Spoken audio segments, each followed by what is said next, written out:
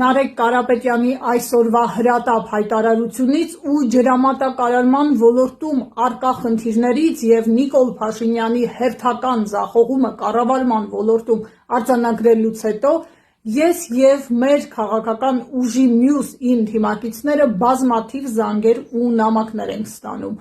Մարդիկ ներկայացնում են, թե ինչ խնդիրների են բախվում, թե ջրամատակարարման որակը որքան վատ է և ինչ մտահոգություններ ունեն, ու Նիկոլ Փաշինյանը փորձում է փրկել իրավիճակը նախարար Դավիթ Խուդատյանի ֆեյսբուքյան գրառման միջոցով։ Նարեկ Կարապետյանի հայտարարությունից հետո պարզվում է իշխանությունը իդեմս կառավարության միջամտել է ու դեռ պիտի ինչ-որ քննարկումներ անի ջրպետկոմի Վեոլա ջրի հետ, որպեսզի Վեոլայի հրապարակած խայտառակ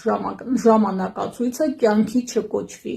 Սա ոչ այլ ինչ է, սիրելի հայրենակիցներ, քան դեմագոգիա և իրավիճակը փրկելու անհույս փորձ։ Նիկոլ Փաշինյանը չի մտածում ձեր ջրամատակարարման որակը բարելավելու մասին, նա մտածում է սեփական աթոռը պահելու մասին։ Նա հասկանում է, որ այս օրերին, այս ամիսներին ապրում է իր իշխանության վերջին ժամանակաշրջանը։ Նա հասկանում է, որ հունիսի 7-ին երկրում իրավիճակ է փոխվելու, գալու է ուժեղ առաջնորդ, իդեմս Սամվել Կարապետյանի, որը